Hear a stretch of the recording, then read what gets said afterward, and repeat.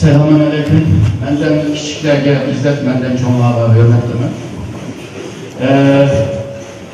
Dünyadaki şu kinki 500 yıllık tarihi paraydan olsa Osmanlı Devleti'nin keyin Avrupa'da bir güçlenen bir yükseliş oldu. Başta Portegalya, ondan keyin İspanya, ondan keyin Hollanda, ondan keyin Fransa, ondan keyin İngiltere, ondan keyin Rusya, keyin Japonya degende nurgun devletler işte yükselgen. Her devlet yükselgen vaxtıda mevcut o küşke meydan okuyduğun bir ahval var. Çünkü baştaki o Romanya güç degen mevcut güç bir tüzümle, bir kaydını okuydu. Bu siyasi, iktisadi, hatta şu yaşam tarzı, hatta ağrının maşının kadar yolda minir çırağı kadar buluş misalda. Hatta futbolun kaydılarını İngilizce koymanızdır. Hem bunun ucuna bir tüzümle kaydını koydu. Yemin kegen birisi dedi ki bu kaydı benimki menfaatimge uygun emez. Şu maçtan ben bunu özgertime dedim. Bu özgertimen değiş bile birlikte cidel eşedin başladı. Ama başlığından ehval mı var? İngiltere bilen şu Amerika. Mesela Amerika 1900'lerde asla yükseliş başladı. O vaxtıda İngiltere cihanını sorardım ben. Ama her ikisinin medeniyet cetten, ırkî cetten, dini cetten, her cetten bir okşayışlık boğaçlar. Her iki taraftan ki biraz akıl boğaçlar. Uğraşmayın, cidel zaman İngiltere güçünü asla Nimriye Amerika'ya ötküzbergen buldu. Bir can oldu. Havanzarda hemisi can oldu. Avrupa'daki can karayı kalırsak, mesela 1648'den evvel 30 yıllık vuruşu vardı. Din vuruşuydu. Birinci, ikinci dünya vuruşu olsa milletçilik vuruşuydu. Onun denkin soğuk can başladı hemen bilimiz. O ideoloji vuruştu. Şunun da bütün canlı vuruşlar Türkiye hem de can olmaylarında bütün dünya demokrasi kırdığı da Francis Fukuyama diyen bir kitap yazan. Belki insanları vardı. Tarihin ahiri. Aşı Alem diyen bir kitap. Bunun terkide ama şimdiki Samuel Huntington bir kitap, bir makal yazdı. Yok o da olmaydı, bunundaki medeniyetlerin arasında uğraşlar çıktı. Onun devamlı medeniyet bizimki bilgen o klasik manadaki medeniyet emezdi. O tekimamda kendi dairede bir medeniyetti. Ve onunki göz karışında şunu terkilgen, kelgüsünde Hristiyan medeniyetinde İslam medeniyeti uğraşır. Ve İslam medeniyetinin akısı da o Hinduizm bile Konfüçyüzm, yani Konfü ideyasında bulanda burada şeylerdir. Şunun da tekima çok ciddi çıkılır diyen. 11 senteber vakadın kim var? Kudu bunu ispat kılandek oldu ama dünya bunu talaş tartışılan vaxtıda Xitay Amerika'nın kurgan 1945'ten beri kurgan halkara siyasi ve iktisadi tüzümden faydalanıp bütün fırsattan faydalanıp yüzüne tələbət kıldı. Ve bugün Xitay güçlük oturup çıkan oldu. Bu Xitay'ınki yükselişle birlikte dünyanınki bazı temponluklarına özgür vardı. Güç temponluklar, iktisadi temponluklar, hayırsızlık, bunun denki meylemuşun, terörizm olsun, pasport kaçakçılık olsun, insan kaçakçılık olsun, her birisinde bir meseleler oturup çıkışı başladı ve diye de Xitay özünün rolünü göstergeçken Amerika bir yanda Xitay ile iliş vardı, bir tarafta Xitay ile hemkarlık kılışının ki mecburiyetinde kıyı vardı. Amerika iktisadi ticarette Xitay'la ihtiyaç var ama kalan siyasi ve hayırsızlık cepte ikisinin ki ziddiyetine var. Xitay'la bir Xitay'la bağışlıklarıyla diyenler var ama Xitay'la ticaret kılvatkan ve Xitay'ın bazılarında menfaat yapatkan o kapitalistler Xitay'ın şu bitişine kalmaydı. Çünkü Xitay'da dünya nüfusunun 5'te bir adamını bir pazarda koyulan manda bir çoğun pazar dünyada bir kopakmadı. Bunda pazarda kapitalistler bulmaydı çıkıştır. Jıktıvatlı desek mi? Jıkılgandan keyin Xitay nüfuslar dünyanın her tarafıga yeyilip bağlandı. Yani Avrupa'nın şu 20 Suriye'dekini alamayız da pakşavatkan yerde Xitayda bir 20 milyar nüfus egerde onun ki 3'te 1'si yiyildiğin olsa dünyanın bir şeyi derk edildi de bir ensireşlik var. Şu başka Amerika'nın ki məqsədi Xitayını tutuş ve çubuğuşamız Xitayının ki rejimini, siyasi tüzümünü özgertişte tırışmalıdır. Ama Xitay dedi ki benimki rejim, benimki tüzüm en önce parmağımsa ben dünyanın hazır ikinci gücü dedim. Benden ümünümler dedim. Benim tüzümümle ümünümler dedim. Hem de dünya yeniden bozulmadı, bozulgan dediğin tüzüldü. Kaçan tüzüldü bilmeyemiz. Bunu bozuvatkanlar Xitay mı var, Avrupa mı var, Amerika mı var? Hemisi bozuşka tırışmadıdır. Onun bir başka Müslümanlar mı var? Bozuvatkanlar. Bu 21. əsrə kırıvatkan vaxtıda dünyada 3 nərsə tərəqqi qıldı. Birisi Xitayının yükselişi, ikincisi Amerika'nın ki acizleşi, yani hegemonya gücünün acizleşişi. Yani global gücünün acizleşişi, özünün acizleşişi emez. Amerika hazır kaçıma bütün dünyanın en çok kudretli gücüdür. Yani birisi Avrupa merkezlik, yani Garp merkezlik, siyasi, iktisadi, ma'rif, teknoloji degen merkez hazır o merkez gücünü yütürüyordur. Onun da kalsa Müslümanların ki bir yıl okunuşu. Biz bugün Müslümanlar hakkında değişmeyimiz. Amerika mevcut sistemde, tüzümde qoğdaymaga tırışıvadıdır. Meyli dünyanın kayani okursa okusun, dünya hazır Amerika bile bille bulmağandır pek iştiki. Obama bunu tüzlemedi bizler. Ondan sonra Trump'a kelgen çağda Trump dünyanı özünün ki kurgan o tüzümünü bozup dünyanı tekimi kaylankan halıga geldi. Devam. Trump hem yerge ot koyuvadıdır, hem tüzünü bozuvadıdır. Burun kurup koygan WTO, NATO, NAFTA degen teşkilatlarını hazır bozuk oldu. Bozgan zere ayada bir boşluk oldu. O boşlukta kim kırdı? Xitay kırdı. Devam. Rusya bile bir yıkınlaşıp Xitay'ını bir taraf kılaylı da baktı. Birlikte tansı oynap baktı ama ikisi yanı çıkışamadı. Devam. Rusya'nın aksında Xitay bağlılığını biliniz. Bu Kosova meselesinde, Libya meselesinde, Suriye ve Irak meselesinde hemisinde Rusya'nın aksında turup verdi. Rusya bile boğan bu talaş tartış yalnızla bu Xitay bile boğan bu münasebet dinlemez. Yani Ukrayna meselesi ve Kırım aralığındaki özünün toprağı kıyıklışı ile birlikte NATO'nun ki Amerika'nın başçılığında NATO güçlerinin ki Rusya'ya karşı siyasi, iktisadi, diplomasi ve mutabiyet cihette bir bisim yürgüzvatıdır bizde onu. Oturup şartı Amerika'nın ki siyaseti iklas takip bekleyenleri inanmak görüyoruz bir yerde. Bulup Amerika hazır enerji siyasetini özgertkendim ki oturup şarttaki enerji ihtiyacı azalğaçta hazırki en çok menfaati oturup şarttaki İsrail'in ki xavfsizliği.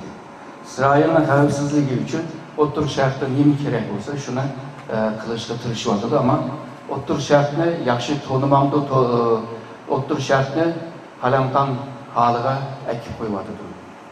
Yani oturup şart siyasetime kit vardı. Suudi Arabistan bile yakınlaşkan vaxtıda İran xap oluvadıdı. İran bile yakınlaşkanda Suudi Arabistan xap oluvadıdı. Trump kelip yani Katar meselesini oturuğa çıkagan oldu. Ve mındak diyen çağda Amerika'nın ki 1945'te Prezident Roosevelt'in ki tırışıp kurgan o dünya tüzümü ve sistemi yıkılışının aldıda. Devam. Trump buna yeniden kurmayın davadı da Xitay bunu yıkıladı. Oldu'yla bırakacak. Dünyanın mamında birlikte ortaklaşaylı diyen bir göz karşı var hazır. Amerika'nın ki mütehassisler çekti. Xitay Şərqni, Qərbni, Amerika'da. Ama Xitay bunu unutmadı. Yani G2 deyəcəm. Bunun pek unutqanı yok. Ama bu Kuzey Şimali Kore dediğim bu devlet, Muşu çoğun devletlerinin arasındaki bu uçuşmazlıktan faydalanıp, ulanı uruş ciddiğe sebep koyup, yüzününki menfaatini boğdap git bardı. Yadro bombalarını işlep çıkırvadı da, onun denkim bu, yok. İşlep çıkırvadı da, onun denkim uzun mesafelik roketlerini işlep çıkırvadı da, onunla çoğun devlet şuna diyemeyemedi. Demek ki kişi güç olsa mı, akıllı olsa da çok düşünümü oynatılı oladı gelir. Amerika'nın ki tüzümü gelmez, Xi Jinping deydi, bizden Xitay'ın tüzümüge maslaşsan, benim birleşikliğimge çıksan, ben seni Avrupa'ya da aldırırım. Evet, ama Trump'ın olmayın. Hazır mesele bu şu nokta geldi, devam kılayalım. Bununla birlikte Avrupa'da bir milletçilik, popülizm deydiğim bir ikimma küçeydi ve peyda bulvadıdı. Bu popülizm ile birlikte milletçilik yükselvadıdı. Bilirsizler bu Avrupa bu milletçiliknin ki derdini köp tapkan 4-500 yıldan beri uruşup sokuşup cidel boğan olup mu birinci, ikinci dünya uğraşında milyonlarca adam öyle boğan. Şununla Avrupa Birliği kendin ki bir Avrupa Birliği'ni kuraydı da bu vakti de ismi Avrupa Birliği emez. Yani Tömür Polat'ını ortak işleteydi çünkü bir devlet Tömür Polat'ını tek bazı ciddi kurallarını işlet etmişsin degende kömürlerini kontrol kılıp aşağı başlığa ki Avrupa Birliği geldi ama 2008'deki bir iktisadi başta bu pul muamelesi krizi bile şundakla iktisadi bir kriz bile birlikte Avrupa'nın bölüngenliğine körüvadınız. Meyli Hristiyan'dan olsun, meyli İspanya'da olsun, meyli İtalyan'da olsun diye de bir bölünüş meselesi peyda buluvadıdır. Bölüngen siri bu Avrupa'daki milliyetçi partiler ya da milliyetçi kısımdaki adamlar düşünüp oturup çıkmadı da ula avazını burungu kargancakta neydi köp avazlarını ilişki başlavadıdır. Devam. Hazırki çoğun liderler de köstüvadıdır. Aslında bunun da köberek liderler var. Devam kılayalım. Hazırki bu görünüş, Trump dedi, Lerpant dedi, muşu nimeler, Tayland ama Avrupa'nın ki ahvalını gösterken bir Tayland'ancılık, kaos bir ahvalını gösterken bir nime, sızga resim ama resimdeki korkunuş emez. Yani Avrupa'da kandal olmasa akıllı adamlar hazır civa olup Germaniya bu işini yaxşı kötü ilişki tırışıvatıdır. Devam kılayım. Hem de bu milletçilikle birlikte Avrupa'nınki veya Garp devletlerinin kıymet göz karışımı acizler vardır. Demokrasi, insan hakları, ifade erkinliği, medya erkinliği degende bulama ayak astıda kıyıvatlarından kıyıvatımız ve Garp devletler, Şark devletler karşıda hoş standart. Ma devletli kelse insan hakları değerli ama Xitay gelgencaklı diyemeyi karab oturuldu. Şununla Garp devletleri eğer de muşu kımmet karışını güçtür koysa Garp olmaydı. Avrupa ama Avrupa devlet olmaydı. O kımmet karışını eğer de iple verse Avrupa'daki bu devletler hemisi uçuklu, aşkarlı, bulancı, talancı diyendekler bulurdu. Öz vaxtıda Roma ve Bizans devletini talap kıganlamışlar. Hem de bir yerde devletlerin arasında Germaniya biraz rol oynaşka tırışıvadıdır ve hazır diyen kıymet göz karışını o bayraktarlık kılıp minişka tırışıvadıdır. Germaniya bütün şu dünya devletlerinin arasında iktisadi asası en sağlam bir devlet. Şununla Germaniya'ya bir şey bir kriz çıkarsa, iktisadi veya pul muamelesi krizi çıkarsa, Germaniya özüne kutkuzalaydı ama Amerika'nın işi biraz çatar. Çünkü başka devletler nisi cette iş kılmadıdır. Şunun pul yokapla gelse falakla düşürdü. Ama Germaniyanın ki işlep çıkarış gücü bile ve kurgan o asaslar sağlam boğaçlar kriz buludu, vaktince kıyınlandı ama yine özüne kovlayalaydı. Onundan sırt malum bir seviyede teknoloji var. Onundan ki askeri teknoloji var. İşlep çıkaran kurallar var. Hele bir bir gücü var ama bu da aktif közetmeye vardı da yüzüne. Çünkü birinci, ikinci Dünya Savaşı'ndaki Germanya dünyanın halkını aldı da biraz nimdeymiş boynu hırküldü demiz onda demeli de hem de biraz özünü tatip çandırmayma da işini kılıvardı. Şununla bu hazırki dünyada eğer de güç deydiğen olsak ayakta Amerika, Avrupa'da bu Germanya, Şark'ta Xitay hep kösek oldu.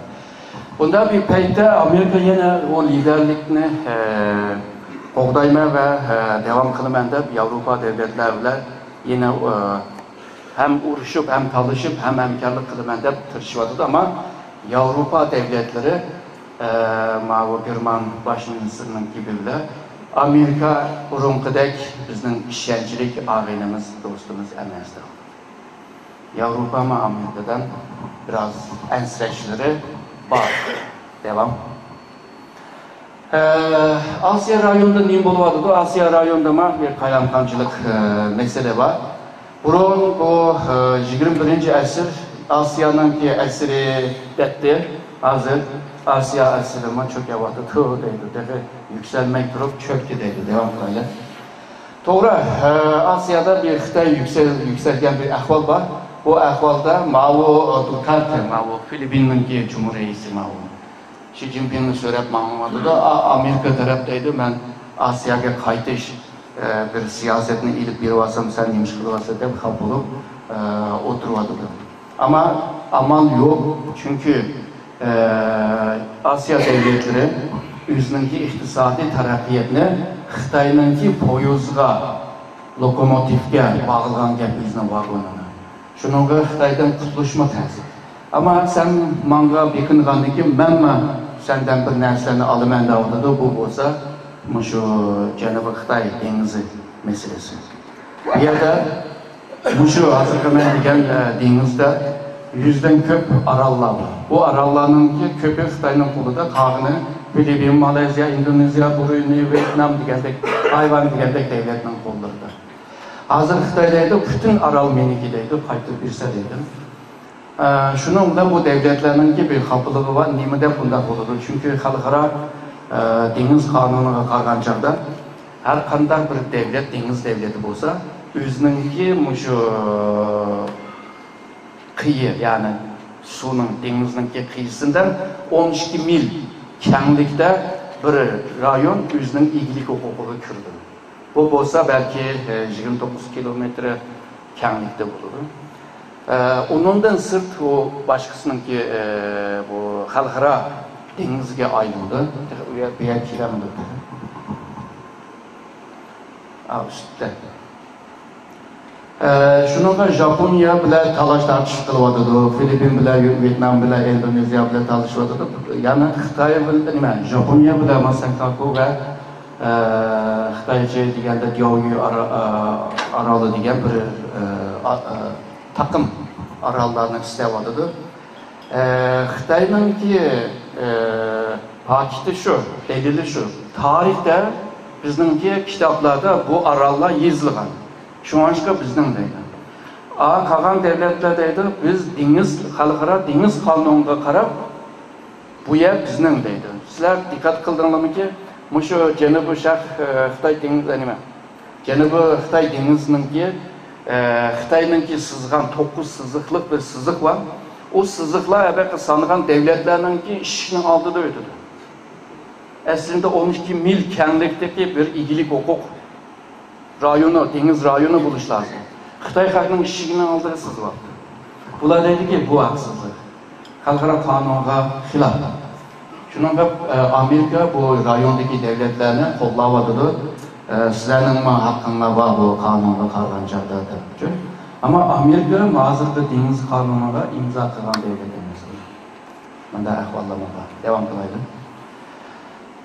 Bu Asya'da talaş tartışlar başlap gitmekte Hindistan ve Japonya ile Xitay. Hindistan ve Japonya'nın ki strateji münasebetleri Rusya bolsa Muş Cenub Şark Asya devletlerle mi münasebetleri yıkılmıştı. Yani Xitay ile talaş tartışılan devletlerle mi Rusya yıkın bir münasebetine devam kılıvadı. Hindistan Xitay meselesini sizler zaten bilirsizler. Japonya ile Xitay'ın ki ciddilerini yaxşı bilirsizler. Ma resim aşına, sizden resim aşına yaxşı köstüktü. Putin sen uruşu ve ben arkamda biraz Türk'lere ilgilendek. Xudi Rusya, Ukrayna meselesi, oturuşak meselesinde bir talaş tartışıksa Xitay arkası da mekuğanadek. Bir-birisiyle bunda bir oyunu oynamadı, devam kılayım. Xitay ile münasebetli yeni bir devlet var, Şimali Kore. Şimali Kore Xitay ile yakın boğanlığını hemimiz bilimiz. Ama kinki yıllarda pek yaxşı emas bularının ki münasebeti. Çünkü Xitay mı şu rayonda yani yarım aralda yadro kurallarının olmazlığını ve bunun sınaqlarının kılmazlığını qo'llagandan keyin xuddi Amerika veya G'arb devletler bilan siyosatda o'xshashdek ko'rinismi ama ashuni deb turib yana Şimal Kore'ni qo'llab turyapti. Shuningga bu Amerika bilan Xitoyning arasındaki bu görüşlerde Şimal Kore meselesi daima shunda kun tartibga kelyapti. O'tgan kunda shuna bo'ldi. Trump Xi Jinping'in Amerika ziyareti vaqtida Xi Jinping'ga ishonganki nurg'un ishlarni muzokara qildik. Kore meselesinde Xitoy yardım qilgan bo'ldi. Biz madad qilamiz, andaq qilamiz deb qo'shilib olgan. Hozir unda emas. Xitoy agarda deydi, sen Shimoliy Koreyaga bilim qilmasan, men qilaman deydi. Amerikaningki Pentagon'ningki planında 3 xil bir plan borki. Birisi şu Kim Jong-un'ni öldürüş, suikast. İkincisi bu Kore'nin, Şimali Kore'nin içinde bir isyan çıkacak. 3 askerlerle, armiya bile Şimali Kore'ye girecek. Bunu o Xitayga küstü dendi. Bu keserken nerse hemisi uruş degen gap yani. Xitoydaydı urushmaydi, bunu hal qilayli deydi. Trump deydi, men kutamayman deydi. Hazır Şimal Kore meselesinden tübe ilişki devletin arasındaki münasebet direkt devam kılayla. Xitay mı Şimal Kore'ye xapa aldı. Sen nemiş kılıvarsın, beni ters günde taşlap koydun. Seni caylay desem bolmagan, caylamay desem yanı bolmagan. Sen nemiş kılıvarsın deyip. Ama Kim Jong-un Xitay'ına pek nem kılmayavadı. Hürmetini mi kılmayavadı. Nemde ise de vardı. Mesela Şimal Kore'nin bazı siyasi nimeler vardı, rasimler vardı, Xitay'ın davet kılmakanları. Xitay'ın ki ministerlik seviyedeki adamlar gidip Şimal Kore'nin ziyaret kılacaklar, onunla yukarı seviyede müdahale karşılamadığımız var.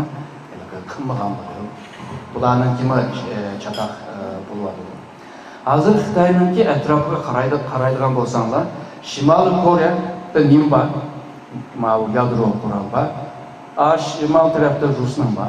Tüvenge kelsek Orta Asya'da Kazakistan'la hesap kılmaydı. Pakistan, Hindistan, ondan belki Japonya, Cenubi Kore ve Tayvan 3 ayının içinde, 80 günün içinde aşını işlep çıkaralaydıgan küçüge iyi. Hem teknik cetten hem punkt cetten, yani 3 ayının içinde atomlu işlep çıkaralaydı. Devam. Xitay ile Amerika'nın arasında yani Asya'nın ki yani bir çok mesele olsa Tayvan meselesi. Tayvan'ın şu Amerika'nın gibi generalın gibi öyle, MacArthur'ın gibi öyle.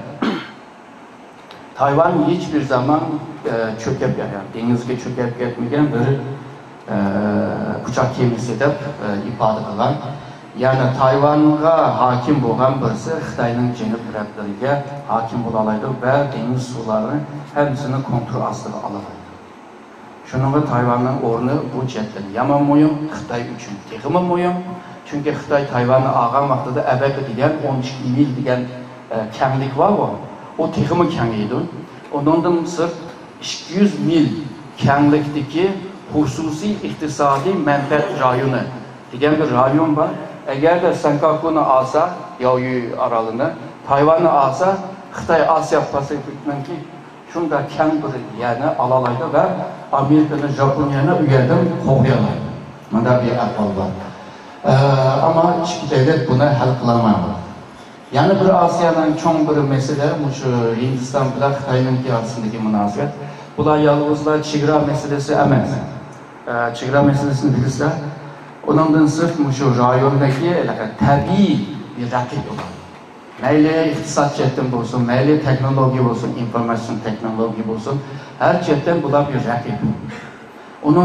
Ondan başka Xitay'ın Pakistan'dan kovuluşu ve şundakla Hindistan'la teklif kılışı, Hindistan'ma bununla narazı, şumaşka Hindistan'ın ermi grubu, oxşaş vaxtda iki meydanda uğuşalayımız mı diyen o strateji planını kurup çıkmadı lazım. Bu iki devletin ki münasebeti kısa bir zamanda hal bulduğundan emez. Hindistan 2000 yılında o vaxtdaki baş ministri Vajpayi'nin ki Xitay ziyareti vaxtıda bunundaki müşe çigra meselesini buna çetki kopuyor. Aramızdaki ticaret, iktisat, teknoloji, hemkarlık kılaylığı yumuşatkandı. Ama hazırca o yumuşakanlığını mı göremedi. Devam kılaydı. Hem de Rusya, Xitay'da yakın hemimiz bilimiz buna. Fakat Xitayca'da bir gap var, asmanda iki gün yok, yeryüzünde iki tane padişah yok. Bu ikisi hoşna. Her ikisi güçlü. 19. əsrlerde Rusya güçlükte Xitay'ını boz yakıldı. Hem de Xitay yükseliyordu da Rusya'nın bulundu. Yani hakiki Rusya'nı tanımak onda onay olmaganlığını yani Xitay için de var. Ama şundakla Rusya mı hakiki bir Xitay'ını tanışmak onda asal mesele. İkisi vaxtınca bir dostluk münasebetine ilgili. Kelgüsünde bu dostluk münasebeti devam kılışı biraz kıyın. Eğer de Amerika'nın gücü, o global gücü çekilgense de, kendine çekilgense de bu ikisi boğan o bizim güçünün ki aciz buluşuyla birlikte bulan arasındaki giderler çıkışta başlayacak. Yakın yıllarda iki devletin arasında ki ticaretler, mesela normal ticaretler, enerji ticaret, ondan denkim bu kural setip ediş ticareti de sonları azalmadı. Burunga kargancada bu azalıyı vardı. Putin'de de Xitay sende pulcuk olan dekin bizdeki Jirak şehri yani bizdeki Sibirya rayonuna məbləğ saldaydı. Buna degen her yılı davadıdı Xitay uyaga cıq məbləğ sağınıyor. Şəxsələ biri məbləğ silvadıdı uyaga. Ama devlet cidden çok məbləğ sağmaymadıdı. Yakın yıllarda Rusya'da bir gap payda oldu. Bu saylamda Putin eğer de kazanmayacağım olsa Rusya'nın ikinci çok milletiga müracaat kılış lazım depti. O kim ki edilse Xitay depti.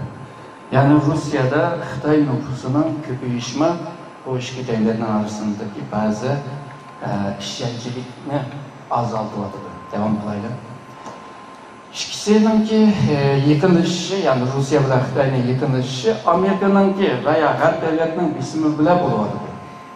Ama Amerika bununla mı çıkmayamadı bu ikisi belki yakınlaşıklık vardı her daim mesela Suriye meselesinde bir karar aldıramakta da Birleşik Devletler'in ki o 5 daimi esası var bu.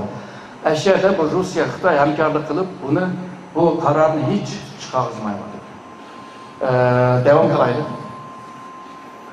Şununla bu Trump başta bu Amerika-Xitay münasebetinde bir planı vatiye yani Rusya ile yakınlaşıp Xitay'ına bir taraf kılıştı. Şununla en başta Xitay'ına mandak caylayma, andak caylayma, ticari, can kılma, Xitay'a bağış koyma, Xitay'a mandak kılma, Xitay'a andak kılma de. Onu davet etti. Şununla bu münasebetke pek ehmiyet vermedi. Devam kılayım. Amerika mı Xitay'a karşı bir siyasetini mi uçuk oturup koyduğunu yok. Kandak kılımızda bilmeyevadıdı çünkü Xitay'ın yüzü, rengi pek kötü. Sınız Uruş Sanatı diyen bir kitap var, o okuduğumu ama bilmem. O kitapta şunu üydüdü. hiçbir zaman ko'nglingdagini xalqqa ko'rsatma va bildirma deydi. Chunki u bildirsa seni joyida deydi. Misal Turkiyaninki bu dini olimlar nima deydi? Qanday bo'lsang shunday bo'l deydi. Piching turursan deydi. Xitoy andaq deydi, ta'tirinda bo'ldi. Shuningga Amerikaning Xitoyni bilishi biroz qiyin bo'ladi. 1970-80'lerde Amerika'nın Xitoy mutaxassislari yamandı. Nima uchun yaman deganda, u vaqtdagi mutaxassislar hammasi sinoloji o'qigan. Sinoloji Xitoy ilmi. Xitoy ilmini o'qigandan keyin ondan keyin ishki davlatning munosabatini tadqiq qilganda, hozirgi mutaxassislari maktabda o'qiydi, xalqaro munosabatning bo'limini bitirdi, Xitoyga bordi, Tayvan bordi, Xitoycha o'rganadi, ondan keyin Xitoy mutaxassis bo'ldi. Shuningga Xitoyninki tarixi, felsefesi, qoida o'zining tushuncha, psixologiyadan o'ttirib chiqqan ba'zi tavr, davranış ularni bilib ketamaydi. Ya'ni bizning tilimiz bilan Xitoyning zivoniga yetmagan. Shuningga Xitoyga qanday bir siyosat ilib berishini hozir qiynaladi. Bu qiyinish bugun emas. 1998'dan itibaren bu başlagan aslında. Hazır texima qiynaladi. Amerika'nınki şerik devletleri asla Xitoyga ketib bordi, chunki Xitoyda manfaat bor.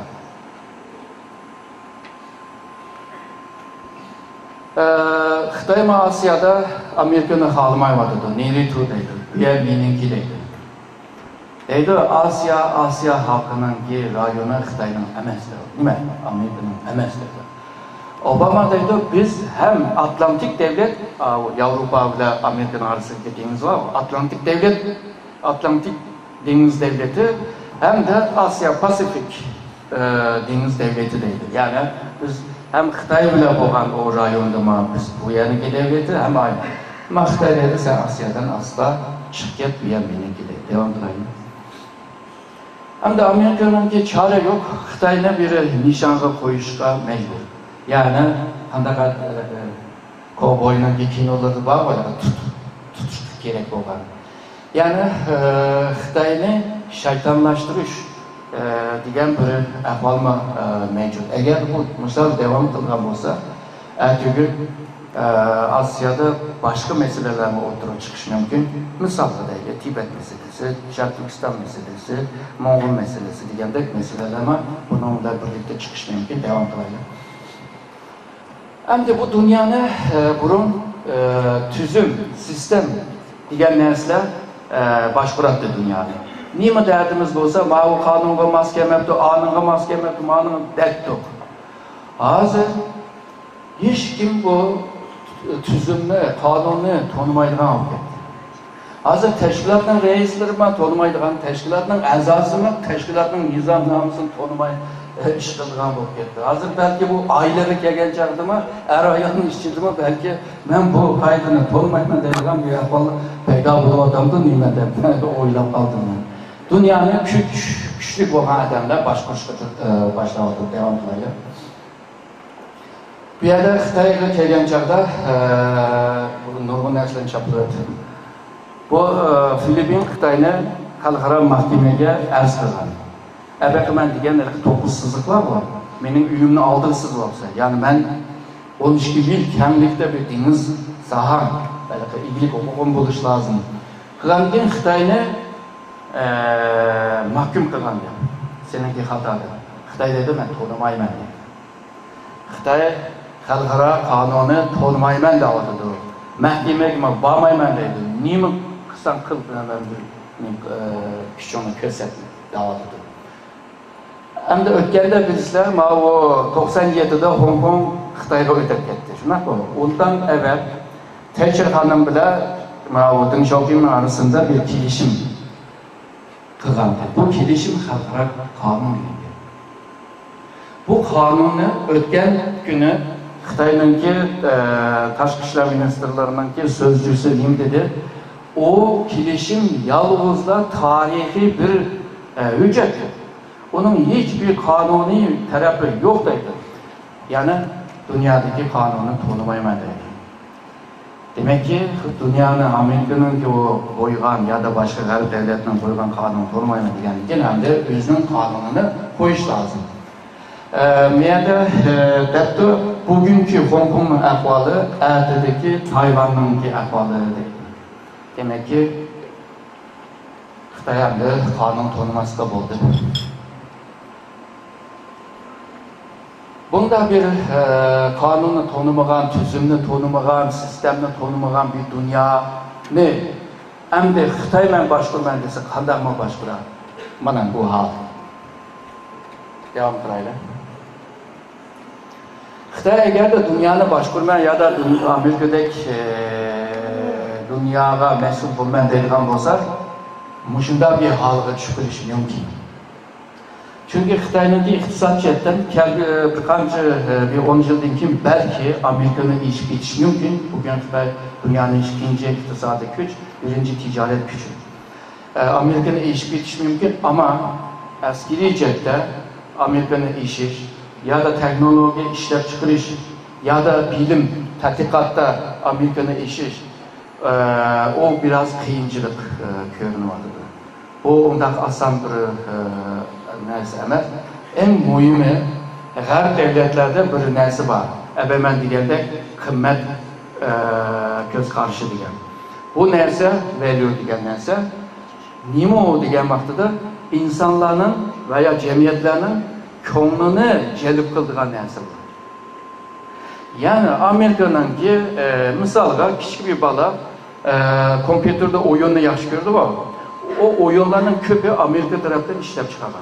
O bu yakta karısan ya Araplarında bir Amerika'nın bayrağı var ya bir yerde bir neresi var. Amerika'nın devamlı aşı hatırlatıldığın aşına neresi çıkıp durdu. Şununla bu küçük bala 4-5-6 yaş bala Amerika'nın la tonuydu. Ya ki Amerika'nın ki o kinolarını köygen çağda hamburger o buldu. Şununla hamburger yiyiş, Hollywood'un kinolarını görüş degende anın konuga set koygan buludu. Şununla bağlanış buludu da. Buna Yusuf Ney degen bir adam, Harvard Üniversitesi, Kennedy Enstitüsü'nün başlığı olan bir adam. Reagan, Prezident Reagan'ın vaxtıda Müdafiə Malum Ministri olan bir adam. O yumuşak güç degen bir nersini icat kılan, o ufkunu açık icat kılan. Deydi Amerika yumuşak gücü bile, o katlık güç, hard power bile, soft power bile birleşken vaxtıda Amerika güçlü koludu. George Bush bunu kılamadı da, bunu tenkit kılandı. Yani Xitay'dan ki hazır dünyaya yiyivatkan o yumuşak güç, nimo degen vaxtıda hemen görüyorlar, Konuz'un ideyası. Konuz'un ideyası, feodalizmin o merkeziyetçi hakimiyetini qoğdaydıgan bir devlet ideolojisi. O aslında Xitay'ın dünyaya karta özünü qoğdaydıgan bir ideya. Bunu dünya hazırlıca da bilip gidemedi. Çünkü Konuz'un ki degen yaxşı gaplarını hemmeden bilirdi.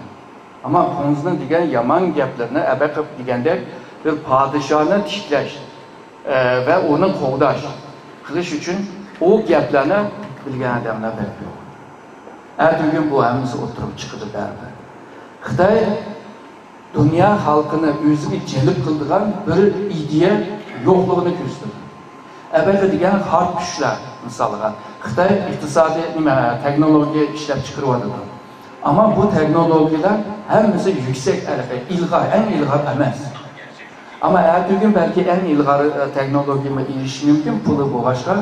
Ama hazır halk devletlerde siliştirili bulmayın. Yani nurgun kamçılıklar Xitay eğer de kopup Amerika'nın yerini alman ise muşu yer bağın pandadek behuda gücüne sərf kılır. Devam kılayım.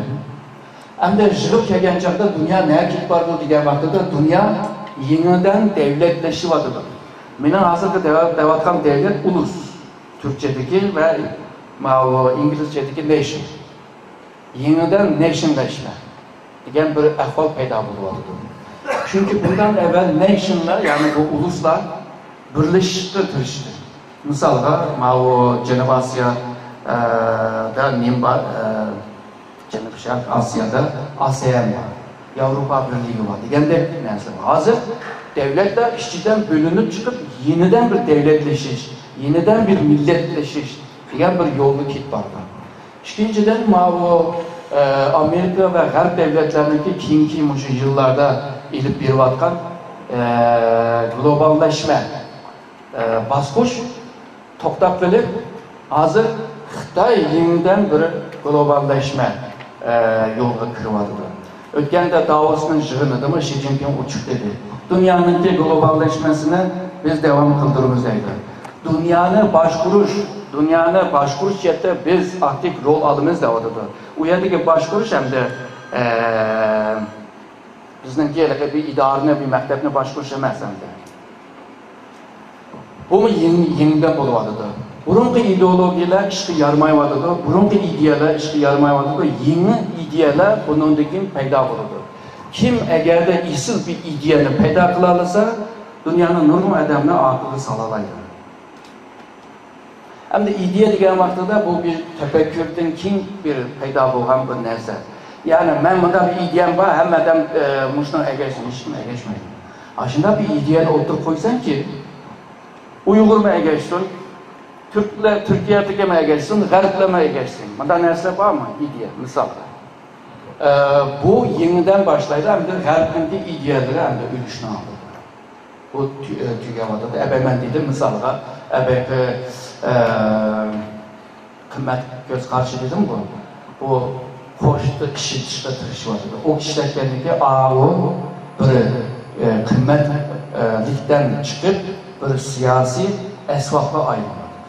Siyasi esvapla ayrılgan degen o dağlaşıdır, dağlaşan sisi.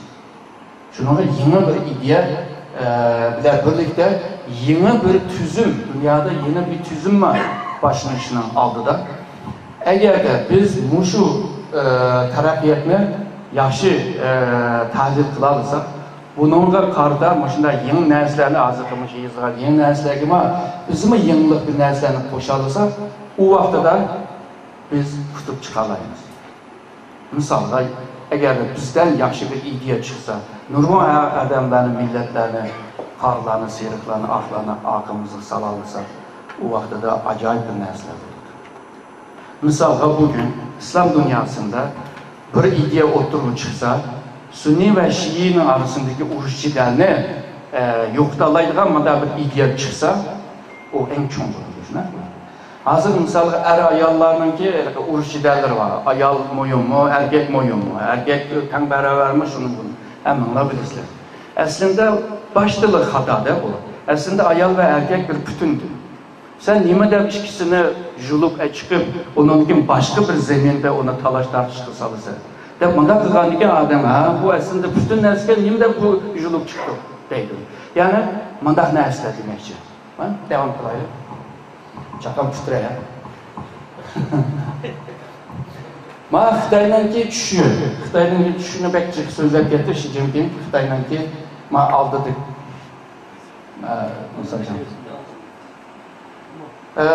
Xitay'ın düşüşü şu. Dünyada en çok kudretli devlet bulmuş ve tarihte en parlak, en güçlü, en kudretli dönem devri neyim olsa şu demekçi. Ama Mao resimden bir neslerine düşen gibi buldu derdi. Belki bu düşüş başka bir düşüşe ayrılmış mümkün. Yani tüküşüş. Okanganlıkın tüketmek. Hem de Amerika ve Xitay'ın ki bu kişiye yani kudretli bir Xitay bulmamız diyen narazı. Miyade bir video vardı, görünmeydi. Şununla Amerika 8 üslubuyla Amerika'nı acizlaştırıvatkanlığına yazılan bir kitap. Trump'ın siyasiye kiriş başlık prezident olman diyen ideyasını yani düşüncesini birinci tesir yetkizgen kitapmış şu kitap. 2011. Devam kılayım. Xitay ile Amerika 85'ten beri kılıvatkan ticaretine karaydıgan olsak, ne ya da canlı görüldü. Xitay ile Amerika'nın ticaret sonu bağın sırı üst vardı. 500 ve 600 milyar çıkmadı. Ama Amerika zıyını var yani. 370 milyar zıyını kılmadı. Hem de bu iktisatçılar biliyordu bunun içindeki hesaplarını, oğullarını, bu konkret meselesini ama mana degan vaqtida Amerika Xitoy tijoratida Amerika ziyon tortayotganlarini bilamiz. Shu ma'noni chiqardi. Xitoyning tashqi tijoratining 1/3 Amerika bilan qilyapti. Agarda Amerika bozorini yeb bersa, Xitoy tashqi tijoratining 1/3 yo'q degan. 1/3 yo'q degan qo'lida mal qoladi. Qo'lida mal qoladi degan gap, malga xarjlagan naqd pul bor, o issiq pul deymiz bor. O issiq pul tugab ketdi degan gap. Chunki mal qo'lida qoldi. Ya'ni Xitoyga jiq ziyon beradi. Masalan, Xitoyning qo'lida 3 trillion Amerika dollari bor. Deylik. Bir qismi yevro puli. Amerika agar dollarning bahosini biroz tushirib olsa, Xitoyning qo'lidagi pul muz erigandek eriydi. Ya'ni yana ziyon. Xitoydagi sen undan qilib boqay, men darhol bozorga sening pulingni bir solaman, undan dollar tushib ketadi, undan sen iqtisodiy kuch olamaysa deydi. Bir-birisi bilan juda urushlar davom qiladi. Shunday bo'lsa, Amerika Xitoy bilan bu tijoratni qilishni devam qilyapti. 2016 yıllar arasında bu Amerika bütün dünya bilan qilgan tijoratida 8.6 trilyon dolar ziyon tortganligini ko'rsatdi. Afg'oniston va Iroq urushida yolg'izlar ichki urushdilar 3 trilyon dollarni xarjlagan bo'ldi, devam qilaydi.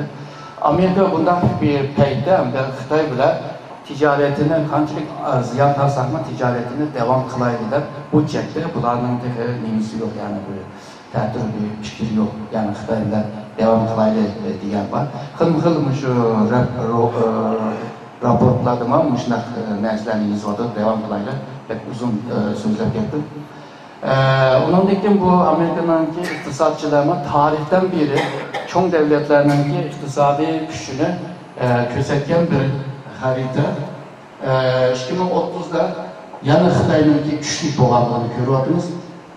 Xil-xil hisoblarda pul kuchini hisob qilgan joyda meyada yana Xitoy ko'rinyapti, hammasidan ko'p. Meyada yana Xitoy ko'rinyapti, hammasidan ko'p. 2030'ga borgan joyda Xitoy dunyoning eng qudratli bir iqtisodiy davlatga aylanganligini ko'rsatgan bir hisob devam qilaylik. Bu maşında bir hesap konkret kirmeyli, açık sözler yaptım. Bu maşında tekmeyle güçlü olsundan çıkara malumat koyulandım. Xitoy mı bunu körüvadıdı. Ertugün bu Amerika eğer de Xitoy'nın bundan bir kudretli bir güçlü çiğdimay kalsa, şeklinde Xitoy'ın muasırlığı aldıran olsa, Xitoy qanday ahvolga tushib qoladi degan mezmunda yozilgan bir Xitoycha kitap devam qilaydi. Xitoy shu Amerika o'zini Amerika Xitoyni muasirga olmasdan avval 2025'da Xitoy 10 sohada dunyoning eng ilg'or kelgan texnologiya bilan munosabatli energiyalar, havo bo'shliqida, dengiz ostida en ilg'or texnologiyaga sahip bo'lish lozim deydi. Bularga sahip bo'lgan vaqtida undan keyin Amerikaning Türkçe C muasirni yirtalaydiganligini davoladir. Buni o'tib ketadi. Xitoy yani bunga tayyorlik qilyapti. Ama Trump jim turmayapti. Xitoyni devamlı teriktirib filmlarni qilyapti.